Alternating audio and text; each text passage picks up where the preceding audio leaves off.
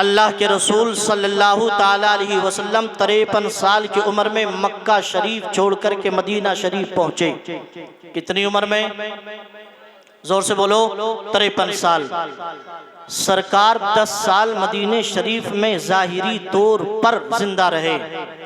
उस दरमियान मेरे आका जब मक्का शरीफ छोड़ करके आ गए थे तो मुस्तफ़ा अलैहि सलातु व तस्लीम मदीना शरीफ से मक्का शरीफ उम्रा करने के लिए हाजिर हुए, अपने कुछ सहाबाए किराम को साथ में लेकर।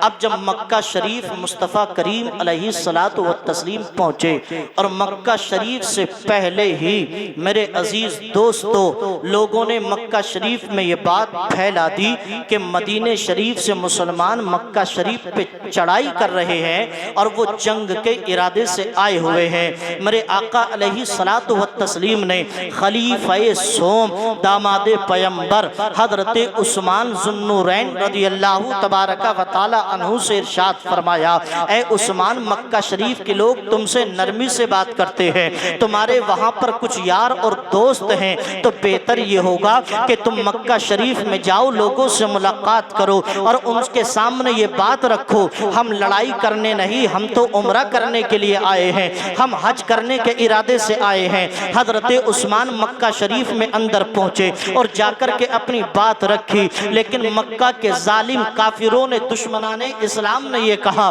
ऐ उस्मान ज़ुन्नूरैन, हम तुम्हें और हम तुम्हारे नबी को और नबी के दिगर सहाबा को उम्रा करने की इजाजत नहीं दे सकते और ना ही तवाफ करने की इजाजत देंगे। अंदाजा तो लगाइए किसको इजाजत देने के लिए मना कर रहे हैं? जिसके सदक़े में अल्लाह ने काबे शरीफ को अजमत बख्शी है, जिसके सदक़े में अल्लाह ने हरम शरीफ को अजमत अता फरमाई है, उस पैगंबर के लिए लोगों ने बंदिश खड़ी कर दी, उसके लिए रुकावट खड़ी कर दी और कहते हैं कि हम इजाजत नहीं देंगे तवाफ करने की, हम इजाजत नहीं देंगे हज करने की, हम इजाजत नहीं देंगे उम्रा करने की। हजरत उस्मान ने अपनी दरख्वास्त पेश की कि आप इजाजत दें, हम उम्रा करेंगे, वापस चले जाएंगे, हमारा जंगो जिदाल का इरादा नहीं है। अगर जंग करने के इरादे से आते तो तलवार होती, हथियार होता, नेजा होता और दिगर सामान होते, हम तो सिर्फ उम्रा करने के इरादे से आए हुए हैं। मक्का के जालिमों ने इनकार कर दिया और कहा उमर और कहा उस्मान, सुनो, अगर तुम चाहते हो उम्रा करना तो हम तुम्हें उम्रा करने की इजाजत देते हैं, तुम अकेला उम्रा कर लो। हजरत उस्मान ने अर्ज की, सुनो, तुम ये चाहते हो कि मैं मुस्तफ़ा को छोड़ करके अल्लाह के घर का तवाफ कर लूं, तो याद रखो मदीने शरीफ से मुस्तफ़ा के साथ चले थे, मक्का तक मुस्तफ़ा के साथ आए हैं, अगर उम्रा होगा तो मुस्तफ़ा के साथ होगा, वरना जैसे मुस्तफ़ा रहेंगे वैसे ही हम मुस्तफ़ा के साथ होते हैं। नारे तकबीर, नारे रिसालत, नारे गौसियत, उलमाए अहले सुन्नत, जिक्र शहीद आज़म। अल्लाहु अकबर। फरमाया मैं मुस्तफ़ा को छोड़ करके उम्रा नहीं कर सकता, इसलिए कि वो जानते थे, उन्हें यकीन था, ईमान था, अकीदा था कि जिस काबे का मैं तवाफ करूंगा, जिसके दरो दीवार का चक्कर लगा करके मैं मोतमिर कहलाऊंगा, अगर उस काबे को अजमत भी मिली है तो ये भी तो मेरे मुस्तफ़ा का सदका है। वरना कौन जानता था काबे शरीफ को किबले के नाम से? आपने सुना होगा काबा शरीफ जब मेरे आका ने ऐलान नबूवत किया तो उस वक्त काबे शरीफ की तरफ चेहरा करके नमाज नहीं पढ़ते थे मेरे दोस्तों, बल्कि बैतुल मुक़द्दस की तरफ चेहरा करके नमाज पढ़ा करते थे। काबे शरीफ की तरफ चेहरा नहीं होता था। जब सरकार को मक्का के लोगों ने ये ताना दिया कि इस्लाम नया बताते हो, दीन नया बताते हो, हमारे खुदाओं की पूजा नहीं करते, अपना रब एक बताते हो, वहदहू ला शरीक बताते हो, जब सब कुछ तुम्हारे यहाँ अलग है तो फिर तुम्हारा किबला अलग क्यों नहीं है? तुम क्यों बैतुल मुक़द्दस की तरफ चेहरा करके नमाज पढ़ते हो? अल्लाह अकबर। मेरे आका के दिल पर ये जुमला असर कर गया। मुस्तफ़ा ने यूं नियत बांधी और नमाज पढ़ना शुरू कर दिया। और नमाज पढ़ते और आसमान की तरफ देखते, नमाज पढ़ते आसमान की तरफ देखते, दिल में ख्याल आता, ऐ मौला क्या ही अच्छा होता मैं मक्का के लोगों के इन तानों से बच जाता, मेरा किबला चेंज हो जाता, मेरा किबले को बदल दिया जाता, मेरे किबले को काबा किबला बना दिया जाता। या मेरे आका ये बार बार तमन्ना करते हैं, या अल्लाह मेरा किबला चेंज कर दे, या अल्लाह मेरा किबला चेंज कर दे। नमाज ही की हालत में बार बार आसमान की तरफ देखते हैं।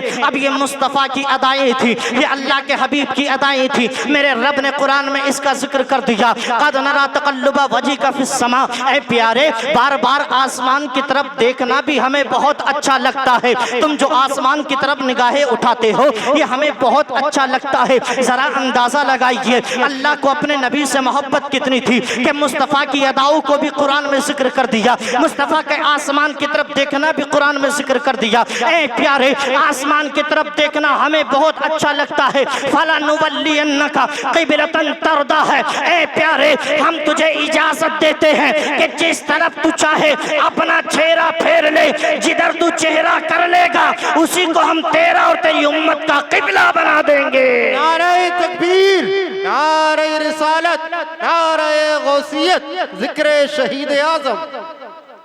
क्या फरमाया प्यारे, अपना चेहरा फेर ले, जिधर तू देखेगा वही मुसलमानों का, जोर से बोलो, मुसलमानों का किबला हो जाएगा।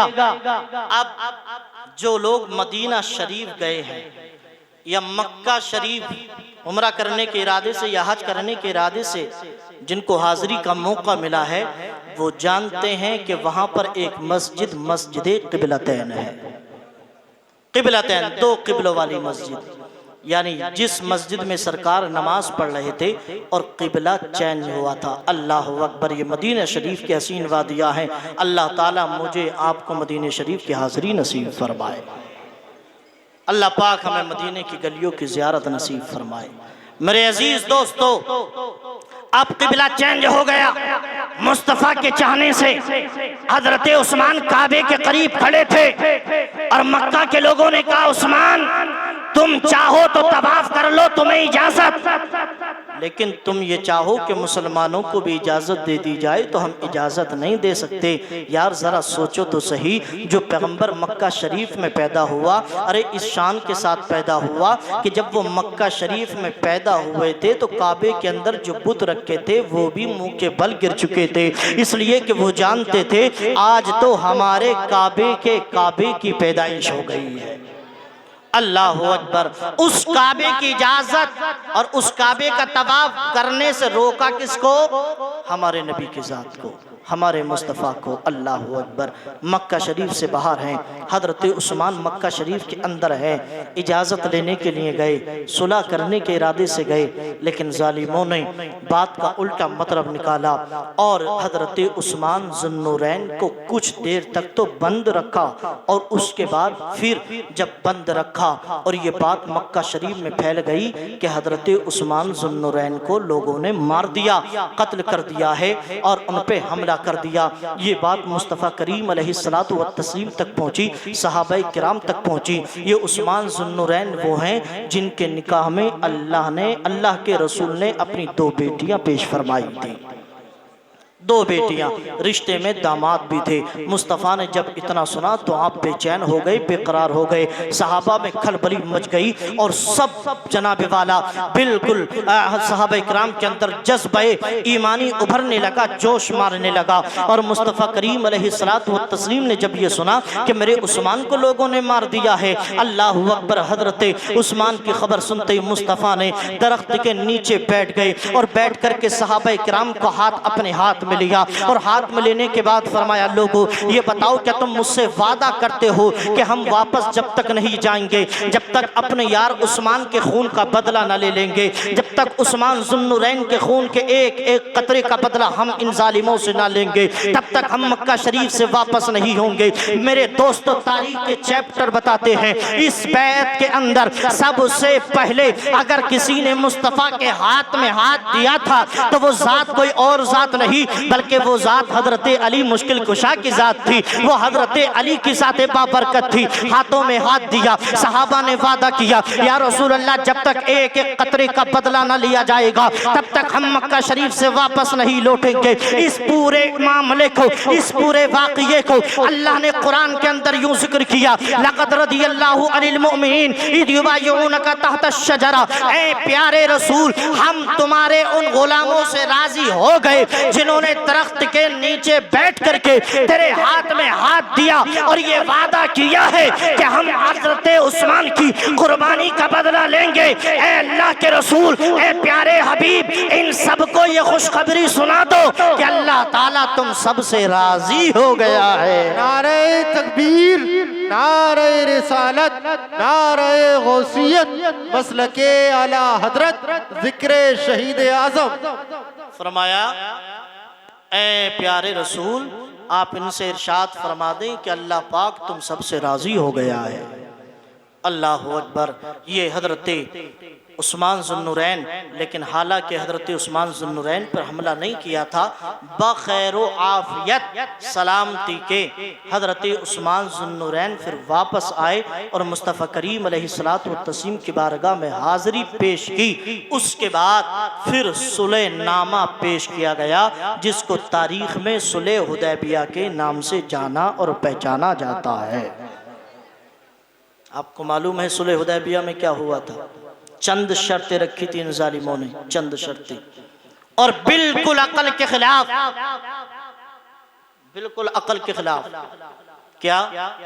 एक शर्त तो ये रखी कि सुनो, अगर मक्का शरीफ से कोई मुसलमान मदीने शरीफ जाएगा ना तो तुम्हारी जिम्मेदारी होगी कि उसको तुम वापस करो मक्का शरीफ। मक्का शरीफ आपको वापस करना होगा, ये तुम्हारी ऊपर लाजिमो ज़रूरी है। लेकिन अगर मदीने से कोई मुसलमान मक्का शरीफ में आ जाता है तो हम उसको कैद कर लेंगे और तुम उसको अपने यहाँ बुलाने का मुतालबा नहीं करोगे। अल्लाह अकबर। ये इस्लाम की वो दास्तान है, ये वो इस्लाम का हसीन मंजर है। अल्लाह अकबर। हजरत अबू बसीर रज़ियल्लाहु तबारक व तआला अन्हु को ज़ालिमों ने कैद कर लिया, मक्का शरीफ में कैद कर लिया और मदीने शरीफ नहीं जाना चाहते थे। कौन सा ऐसा मुसलमान है जो मदीना शरीफ देखने की तमन्ना ना रखता हो? आज तो हर सुन्नी मदीना जाना चाहता है। फिर अंदाज़ा लगाइए उस दौर में जब सहाबाए किराम के सामने मुस्तफ़ा की ज़ात ही मौजूद थी, उनका दिल कितना चाहता होगा कि हम मुस्तफ़ा के चेहरे की हर लम्हा ज़ियारत करते रहे। तब जालिमों ने सहाबाए किराम को मुस्तफ़ा की ज़ियारत से महरूम कर दिया। हज़रत अबू बसीर को रोक लिया। सुनिए, इस्लाम की तारीख़ का वो चैप्टर मैं आपके सामने रख रहा हूँ, शायद ही आपके समाज से गुजरा हो, शायद ही गुजरा हो। रोक लिया हज़रत अबू बसीर को, और जब हज़रत अबू बसीर को मक्का शरीफ में रोका और कैद कर लिया, मौका पाते ही हज़रत अबू बसीर ने मक्का शरीफ में कैद खाने से भाग लगा दी और वो भाग कर मुस्तफ़ा के कदमों में हाजिर हो गए। सुभान अल्लाह। तेरे टुकड़ों पे पले गैर का मुँह क्या देखें, झिड़किया खाए कहाँ छोड़ के टुकड़ा तेरा। मुस्तफ़ा के कदमों में आ गए, मुस्तफ़ा के चेहरे को देखा, रोने लगे और अर्ज़ की, या रसूल अल्लाह, बड़ी शिद्दत से और बड़ी तकलीफ़ से दो चार हूँ, बड़ा सताया है मक्का के ज़ालिमों ने। मेरे अजीज़ दोस्तों अपनी दास्तान सुना ही रहे थे, इतने में पीछे से मक्का शरीफ के दो लोग ज़ालिम काफिर आ गए और आकर के कहा, मोहम्मद इब्न अब्दुल्ला, अपनी शर्त पूरी करो, इसलिए कि तुमने वादा किया था अगर मक्का शरीफ का कोई मुसलमान मदीना आएगा तो हम उसको वापस कर देंगे। अब अबू बसीर को वापस भेजो। अल्लाह अकबर। मेरे दोस्तों, आज एक मुसलमान जब उम्रा करने जाता है और मदीना शरीफ से वापस आता तो आंखों से किस कदर आंसू गिरते हैं। बार बार बस में से झांक करके मुस्तफ़ा के रोज़े को देखता है, नबी के रोज़े की जालियों को देखता है, मुस्तफ़ा के कदमों में हजरत अबू बसीर। और जालिमों ने कहा, वादा पूरा करो। अब चूँकि मुस्तफ़ा की ज़ुबान है, ये वादा खिलाफी नहीं कर सकती है, ये अल्लाह के रसूल की ज़ुबान है, इस इसलिए कि ये ज़ुबान मुस्तफ़ा की है, लेकिन इससे निकलने वाली बातें अल्लाह का कलाम होती है। सिर्फ ज़ुबान मुस्तफ़ा की है, लेकिन कलाम खुदा का होता है। वो ज़ुबान जिसको सब कुन की कुंजी कहे, उसकी नाफिज हुकूमत पे लाखों सलाम। मेरे आका ने फरमाया, अबू बसीर वापस हो जाओ, अबू बसीर वापस हो जाओ। हज़रत अबू बसीर ने मुस्तफ़ा के हाथ को पकड़ लिया और कहा, हुजूर ऐसा ना कहो, हुजूर मेरा दिल ज़ख्मी हो जाएगा, मैं अब चूर चूर हो जाऊंगा। हुजूर अब मैं टूट चुका हूँ, बिखर चुका हूँ, इन्होंने बड़ा मुझे सताया है। मेरे आका ने फरमाया, अबू बसीर तुम्हारे नबी के वादे का मामला है, तुम्हारे नबी की ज़ुबान पे बात बन आई है। हज़रत अबू बसीर आंखें बंद करके रोते हुए खड़े हो गए और जालिमों के साथ वापस पलटे। अल्लाह अकबर। एक रास्ते में पहुंचे, रो रहे थे, आंखों से आंसू निकल रहे थे और ख्याल आ रहा था, अब अगर दोबारा कैद में पहुंच गया तो दोबारा मुस्तफ़ा को ना देख सकूंगा, दोबारा मुस्तफ़ा की ज़ियारत नसीब ना हो चुकीगी। एक मैदान में खड़े हुए और अकल से काम ली, और अकल से काम लेते हुए हज़रत अबू बसीर ने जालिमों की तारीफ करना शुरू कर दी और फरमाया, जनाब आप तो बहुत अच्छे हैं, आपकी आदत बहुत अच्छी, आपका करैक्टर बहुत अच्छा, आपका अखलाक बहुत अच्छा, आपका नेचर बहुत अच्छा। तारीफ करते करते हज़रत अबू बसीर ने कहा, तुम्हारी तलवार भी बहुत अच्छी है, बड़ी चमक और दमक है इस तलवार के अंदर, कहाँ से ली थी तुमने ये तलवार? जालिम ने कहा, मैंने फला मार्केट से, फला जगह से, फला गाँव से मंगाई थी। हज़रत अबू बसीर ने फरमाया, अच्छा बड़ी अच्छी तलवार है, ज़रा दिखाओ तो सही कैसी तलवार है। जब जालिम ने तलवार निकाल करके हज़रत अबू बसीर को दिखाई, सहाबी रसूल ने मौका देखते ही तलवार हाथ में ली और पलक झपकने से पहले दुश्मन के सर को तन से जुदा कर दिया और एक को मार गिराया जमीन पर, और जैसे ही जमीन पे मार गिराया एक को जहन्नम में पहुंचा दिया। और जब ये इसका तन बदन से जुदा हो गया सर, तो दूसरा जालिम डर के मारे रास्ता छोड़ करके भाग गया था। अल्लाह अकबर। एक को जमीन पे गिरा दिया, एक डर के भाग गया।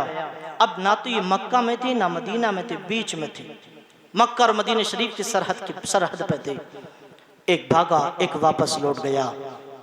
अब जनाब वाला हज़रत अबू बसीर किधर जाते, मक्का शरीफ जाते या मदीने शरीफ जाते, किधर ना गए। आपने सुना होगा, कहा जाता है, एक नई दुनिया बसाऊंगा तेरे शहर में आकर। हज़रत अबू बसीर वहीं सरहद पे रुक गए और एक दरिया के करीब जाकर के आपने अपनी झोंपड़ी, जनाब वाला झोंपड़ी मुस्तफ़ा के सहाबी हज़रत अबू बसीर ने झोंपड़ी डाली और वहाँ पे रहना शुरू कर दिया। रहते रहे। अब ये बात इतनी मशहूर हो गई कि मक्का शरीफ से सहाबा किराम मुसलमान आते तो मदीने शरीफ नहीं जाते, बल्कि हज़रत अबू बसीर के पास में आकर के ठहर जाते, इसलिए कि उनको मालूम था अगर मदीने शरीफ पहुँचूंगा तो मुझे वापस मक्का शरीफ जाना पड़ेगा, इसलिए वो वहीं पर ठहर जाते। नौबत ये आई कि हज़रत अबू बसीर के पास दरिया के करीब पूरा गाँव आबाद हो गया, पूरी एक बस्ती आबाद हो गई हज़रत अबू बसीर के पास। एक लंबा जमाना गुजरा और फिर मक्का शरीफ से खबर आई, ए मोहम्मद इब्न अब्दुल्ला, तुम्हारे मानने वाले, चाहने वाले, मोहब्बत करने वालों ने नया तरीका निकाला है कि वह मक्का शरीफ से आ जाते हैं, ना मदीना जाते ना मक्का जाते, बीच में रह जाते हैं। अब ना इधर हम शिकायत कर सकते ना उधर कर सकते।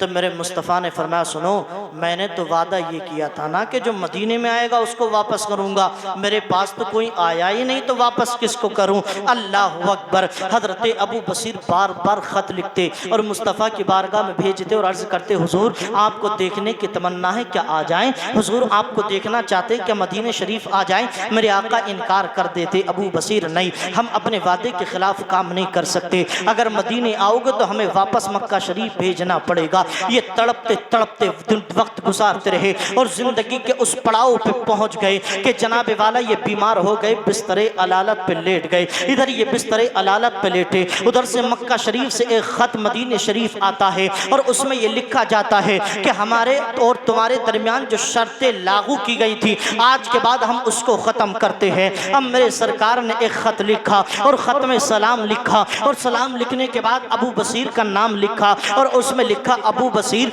तुझे अब इस्तकबाल करते हैं, तेरा खैर मकदम करते हैं, अब तू मदीने शरीफ आ जा। अल्लाह अकबर। इधर अबू बसीर बिस्तरे अलालत पर लेटे हैं, अपनी मौत और ज़िंदगी के दरमियान लड़ाई कर रहे हैं, अपनी ज़िंदगी से लड़ रहे थे अबू बसीर। उधर मुस्तफ़ा का ख़त पहुँचा, हज़रत अबू बसीर को बीमारी की हालत में जब मुस्तफ़ा का खत दिया गया तो मुस्तफ़ा के खत पर अबू बसीर की आंखें थी और रूह बदन से जुदा हो रही थी। आप खत पढ़ते गए और उसी हाल में आपका इंतकाल हो गया। आप दुनिया से चले गए और मौत ने आपको गले से लगा लिया। अब अबू बसीर का खत आपके सीने पे रख दिया गया। अल्लाह अकबर, हजरत अबू बसीर का इंतकाल हो गया। ये मुस्तफ़ा के वो मुक़द्दस सहाबी हजरत अबू बसीर हैं। जब इनका जनाजा निकला तो बड़ी धूमधाम से निकला और इस शान के साथ निकला कि ज़माने ने कहा था, कौन कहता है मोमिन मर गया, कौन कहता है मोमिन मर गया, कैद से छूटा वो अपने घर गया। नारे तकबीर,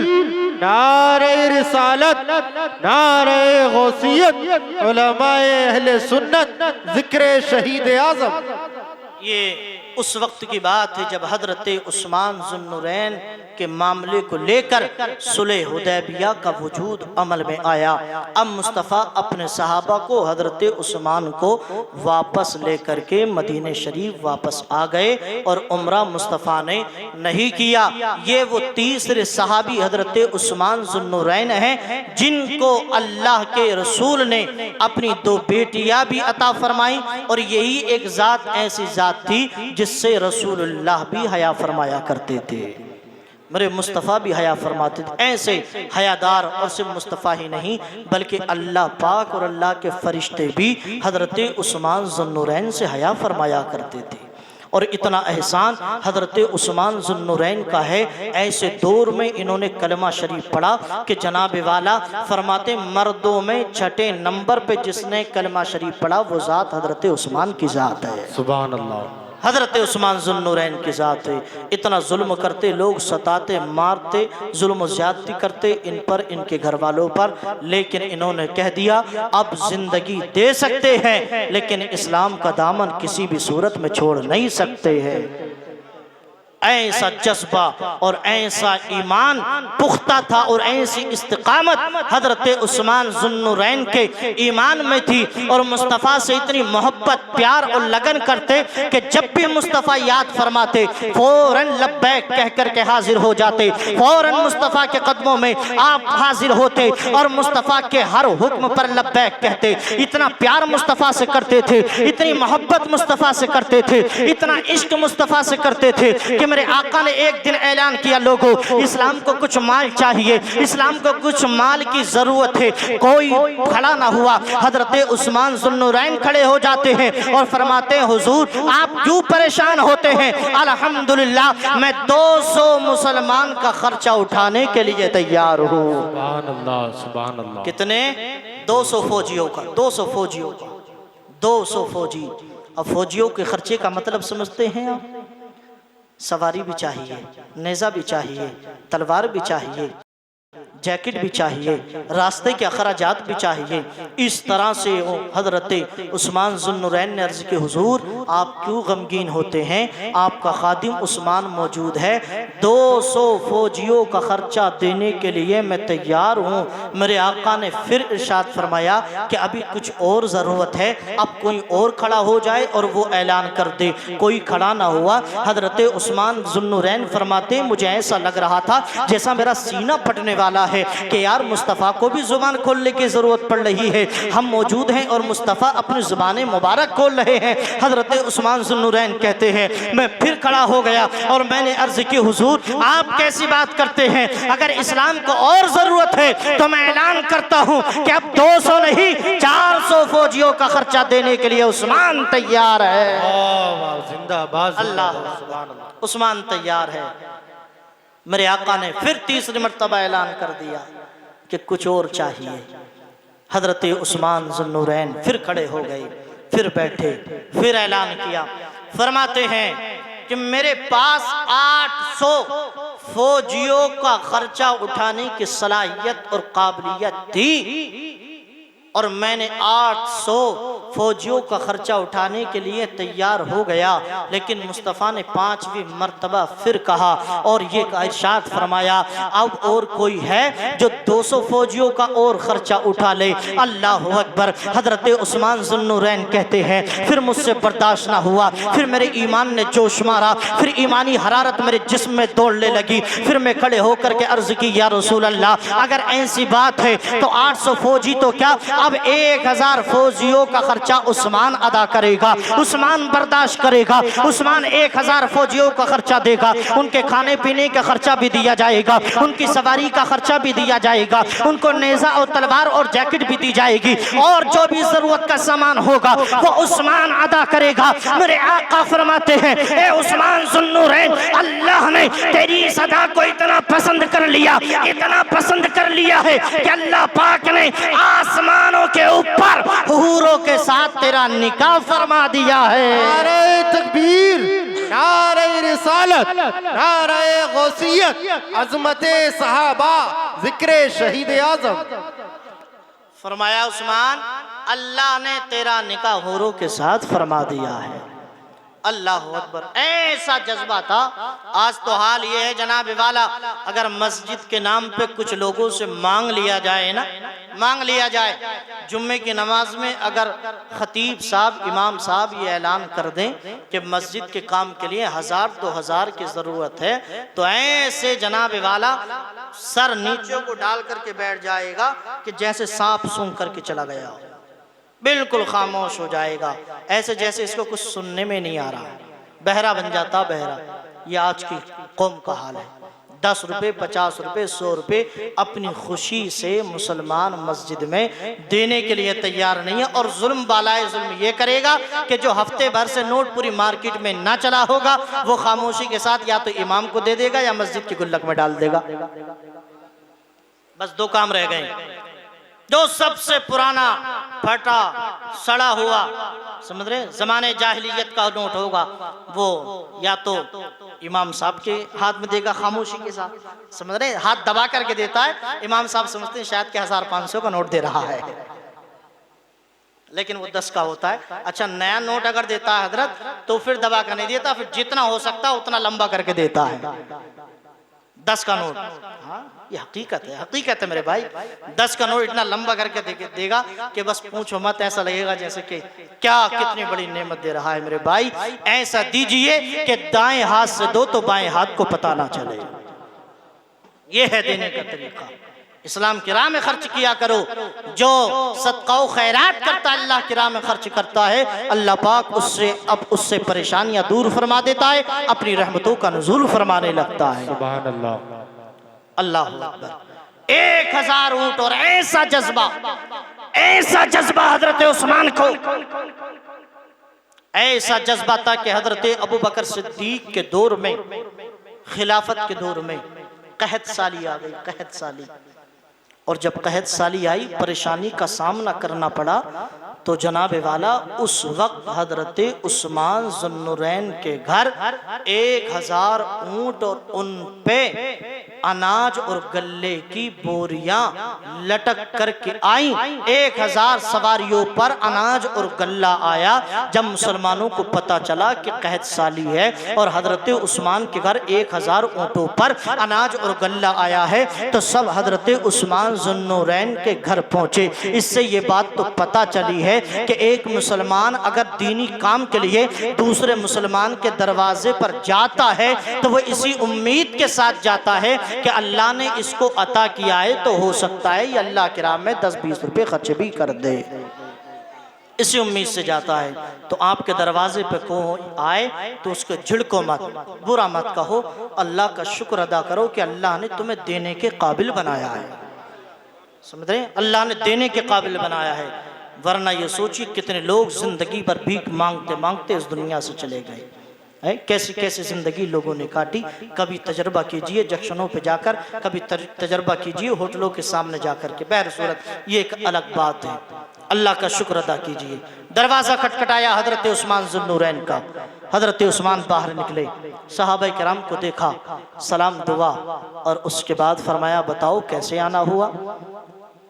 साहबा किराम अर्ज करते हैं, उस्मान हमने सुना है तुम्हारे घर 1000 ऊँटों पर गल्ला और अनाज आया है, हम ये चाहते हैं कि तुम वो हमें बेच दो और हम तुमसे वो खरीद लेते हैं कुछ मुनाफे और फ़ायदे के साथ। हज़रत उस्मान ने अंदर बुलाया और बुला कर के बिठाया और नाश्ता वगैरह कराने के बाद फिर हज़रत उस्मान ज़ुन्नुरैन ने पूछा, बताओ तुम मुझसे कितने मुनाफे यानी कितने फ़ायदे के साथ सामान खरीद सकते हो। सब ने कहा ऐसा है, जो चीज़ तुम 10 में लेकर के आए हो हम तुमसे 12 में खरीदेंगे, और जो चीज़ तुम 14 में लेकर के आए हो वो हम 16 में खरीदेंगे, यानी 2% हम तुमको ज़्यादा फ़ायदा देंगे। हज़रत उस्मान ज़ुन्नुरैन ने कहा, तुमसे ज़्यादा फ़ायदा मुझे दूसरा दे रहा है। फिर सहाबा ने कहा ऐसा है, 10 वाली चीज़ 13 में खरीदेंगे। फरमाया और बढ़ाओ, फरमाया 14 में, फरमाया फिर 15 रुपये में, 10 वाली चीज़ तुमसे 15 रुपये में खरीदेंगे। अब आप ये सोच रहेंगे यार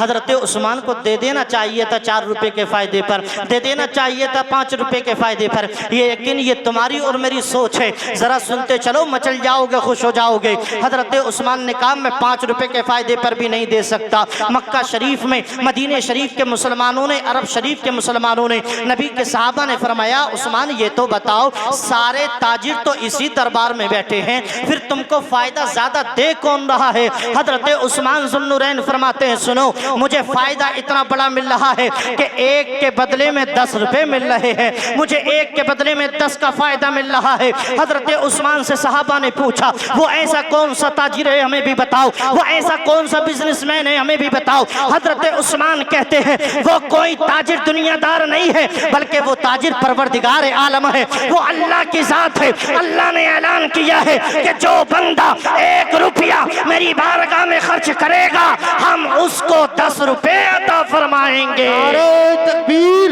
नारे रिसालत, नारे गौसियत, उलमाए अहले सुन्नत। अल्लाह अकबर। फरमाया जो हमारी बारगाह में 1 रुपया खर्च करेगा हम उसको बदले में, जोर से बोलो, 10 अता फरमाएंगे। तो हजरत उस्मान ने फरमाया गवाह हो जाओ 1000 ऊंटों पर आने वाला सभी गल्ले को मैं तुम्हारे सामने ऐलान करता हूं कि ये सारा अनाज अल्लाह की राह में खर्च कर दिया जाएगा। अल्लाह अकबर। ये शान है उस्मान ज़ुन्नुरैन की। आज तो ज़रा सा लॉकडाउन लग जाए और जनाब वाला आधा किलो 1 किलो गल्ला देने के लिए चला जाए या तेल देने के लिए चला जाए तो अनाज बाद में देगा, फोटो पहले सोशल मीडिया पर डलवा देगा। समझ रहे? अनाज बाद में देगा, फोटो पहले चाहिए। तो वो किसी की दिलजोई के लिए नहीं देते, वो तो सिर्फ वाहवाही के लिए देते हैं। अगर कुछ खर्च करना है तो इस नियत के साथ खर्च करो कि कोई देखे ना देखे, बस अल्लाह देख रहा है और अल्लाह ही कबूल फरमाने वाला है। इस नियत के साथ अल्लाह की राह में माल खर्च कीजिए, अपने माल का सही इस्तेमाल कीजिए। यकीन कीजिए यह हजरत उस्मान ज़ुन्नुरैन की सुन्नत है, जो अल्लाह की राह में खर्च करता है वो सच्चा हजरत उस्मान का गुलाम कहलाता है। हजरत उस्मान ज़ुन्नुरैन ने बहुत माल खर्च किया, इतना माल खर्च किया, इतना माल खर्च किया कि आपका लक़ब ही उस्मान गनी पड़ गया, यानी मालदार उस्मान। सुभान अल्लाह। अल्लाह अकबर। ऐसे मालदार थे हजरत उस्मान और गलत कामों में इस्तेमाल नहीं किया। आज तो ज़रा सी दौलत आ जाए ना तो जनाब वाला इतराते इतराते होश नहीं लेता है और महल्ले वालों को भाव नहीं देता है, फिर अंदाज बदल जाता है गुफ्तगू का, चाल चलन, और सारा तरीका भूल जाएगा। यहाँ तक कि अब तो कुछ लोगों पर दौलत का इतना भूत सवार हो गया है कि दौलत के सामने उन्होंने शरीयत मुस्तफ़ा को भी अपनी पीठ पीछे डाल दिया है। वो सिर्फ अपने मन के मुताबिक शरीयत चाहते हैं, अपने मन के मुताबिक इस्लाम के अहकाम को चाहते हैं। तो याद रखो हमें इस्लाम के मुताबिक जीना है, इस्लाम हमारे मुताबिक नहीं है। हमें इस्लाम ने जो हुक्म दिया है हमें वो मानना है, उस पर अमल करना है। और ये भी हमारा अकीदा है कि हमें शरीयत उसी काम का हुक्म देती है जिसमें मुसलमान का दुनिया और आखिरत का फ़ायदा हुआ करता है। इसलिए अपनी दौलत का भी सही इस्तेमाल कीजिए, जायज़ इस्तेमाल कीजिए, अपने माँ बाप पर खर्चा कीजिए, अपनी औलाद की पढ़ाई में खर्चा कीजिए, दीन मुस्तफ़ा के लिए खर्चा कीजिए। हज़रत उस्मान ज़ुन्नुरैन का जिक्र सुन रहे हो तो जिक्र सुनने का मतलब मतलब ये है कि उनकी ज़िंदगी से कुछ सबक भी हासिल किया जाए, कुछ दर्स भी लिया जाए। इधर से सुनकर के इधर से निकाल देने से क्या फ़ायदा है? अगर कुछ बात समझ में आए तो उस पर अमल कीजिए। हज़रत उस्मान तो ऐसे बहाने तलाश करते थे, ऐसे बहाने तलाश करते थे कि ज़रा सा बहाना मिले तो अल्लाह की बारगाह में माल खर्च कर दूं, ज़रा सा बहाना मिले तो दिरहम दनानीर की बारिश कर दूं अल्लाह की राह में। ऐसा बहाना तलाश करते और ऐसे मुतलाशी थे राह खुदा में पैसा खर्च करने के कि मुस्तफ़ा की दावत की, अर्ज़ की या रसूल अल्लाह आप मेरे घर तशरीफ़ ले आए। मुस्तफ़ा ने दावत को कबूल किया। इससे ये भी पता चला कि अपने बड़ों की दावत करना ये मुस्तफ़ा के गुलामों की सुन्नत है। हज़रत उस्मान ने दावत की, मुस्तफ़ा खाना खाने के लिए तशरीफ़ ले आए। अब हज़रत उस्मान ज़ुन्नूरैन मुस्तफ़ा के कदमों के पीछे पीछे चल रहे हैं, पीछे पीछे चल रहे हैं और साथ में मुस्तफ़ा के कदमों को गिनते चले जा रहे हैं। 1 2 3 4 5 6 7 8 9 10 सारे कदम गिने। जितने कदम मुस्तफ़ा के उनके घर तक जाने में पड़े सारे कदम गिन लिए। किसी ने कहा उस्मान ये तो बताओ इतने कदम क्यों गिनते हो? तो फरमाया ये मेरी खुशकिस्मती है कि अल्लाह के रसूल मेरे घर में तशरीफ ले आए, इसलिए कि सुना है आप हर आशिक के घर तशरीफ लाते हैं। मेरे घर में भी हो जाए चरागा या रसूल अल्लाह, मुस्तफ़ा तशरीफ ले आए तो मेरी खुशी का ठिकाना नहीं। अब मैं ये चाहता हूँ इस खुशी के मौके पर जितने कदम मुस्तफ़ा के अपने घर से मेरे घर तक आने में पड़े हैं, एक एक कदम के बदले में अपने ही अल्लाह की राह में गुलामों को आज़ादी दिलवा दूं। नारे तकबीर, नारे रिसालत, नारे गौसियत, उलमाए अहले सुन्नत, जिक्र शहीद आज़म, अज़मते सहाबा। फरमाया जितने कदम मुस्तफ़ा के यहाँ तक पड़े मैं चाहता हूँ हर कदम के बदले में एक गुलाम आज़ाद कर दिया जाए। ये नेक लोगों की पहचान होती है। वो बहाना तलाश करते हैं अल्लाह की राह में खर्च करने का। वो ये बहाना तलाश नहीं करते कि किस तरह से इस जगह से बचा जाए, पैसा खर्च करने से रुका जाए। मेरे दोस्तों ये हज़रत उस्मान ज़ुन्नूरैन की ज़िंदगी से हमें सबक मिलता है, दर्स मिलता है कि आप अल्लाह की राह में खर्च कर दीजिए, क्योंकि देने वाला वही है, रिस्क देने वाला वही है, ज़िंदगी देने वाला वही है, मौत व हयात का मालिक वही है। और अल्लाह ने ऐलान कर दिया वयर्ज़ुक़ुहु मिन हैसु ला यहतसिब, तुम अपनी ताकत पे अपने बाजुओं पे घमंड मत कर, हम तुझे रिस्क वहां से देते हैं जहां से तू सोच भी नहीं सकता है, जहां तेरा जहन भी नहीं जा सकता है। तुझे जो दौलत मिलती है तेरी ताकत से नहीं, ये अल्लाह के करम से मिला करती है, अल्लाह के करम से मिला करती है। ये हज़रत उस्मान ज़ुन्नूरैन खलीफा सोम दामाद पैगंबर हज़रत उस्मान ज़ुन्नूरैन रदी अल्लाह तबारक व तआला अन्हु का मुख्तसर सा आपने ज़िक्र जमील सुना। आज अल्हम्दुलिल्लाह 5 रोज़ आपके मुकम्मल हो गए और कल से इंशाअल्लाह पंजतन पाक का जिक्र शुरू हो रहा है। इंशाअल्लाह कल फातिह खैबर दामाद पैगंबर, जिसका नाम मुश्किलों में ले लो तो मुश्किलें आसान हो जाती हैं अल्हम्दुलिल्लाह। और बेगानों में नाम ले लो, दुश्मनों के अंदर नाम मौलाए कायनात का ले लो तो चेहरा ऐसा हो जाता है जैसे चेहरे पर किसी ने नींबू निचोड़ दिया हो। कल इंशाअल्लाह फातिह खैबर दामाद पैगंबर हसनैन करीमैन के बाबा फातिमा के शोहर हज़रत अली शेर खुदा मुश्किल कुशा रज़ी अल्लाह तबारक व तआला अन्हु का जिक्र जमील होगा। उनकी बारगाह में मिल करके हम सब खिराज अक़ीदत पेश करेंगे। अल्लाह पाक हम सबको तौफीक व रफ़ीक अता फरमाए, इस महफिल पाक को अपनी बारगाह में कबूल फरमाए, अपने सहाबा के सच्ची मोहब्बत नसीब फरमाए। जो कुछ कहा इसमें बोलने में, समझने या समझाने में कोई खिलाफ शरअ बात निकल गई हो तो अल्लाह पाक उसे माफ़ फरमाए। मैं भी तौबा करता हूँ, आप भी तौबा करें और पढ़ें अस्तग़फिरुल्लाह रब्बी मिन कुल्ली ज़ंबिन व अतूबु इलैहि ला इलाहा इल्लल्लाहु मुहम्मदुर रसूलुल्लाह सल्लल्लाहु तआला अलैहि वसल्लम। तबीयत कुछ बेहतर भी नहीं थी आज, बस ये था कि आपसे मुलाकात हो जाए और अल्लाह वालों का जिक्र हो जाए। रास्ते में जाते हुए एक कुत्ते से ऐसा सामना हुआ कि उसने चूर चूर कर दिया और कुछ चोट आ गई, जिसकी वजह से तबीयत कुछ नासाज सी रही।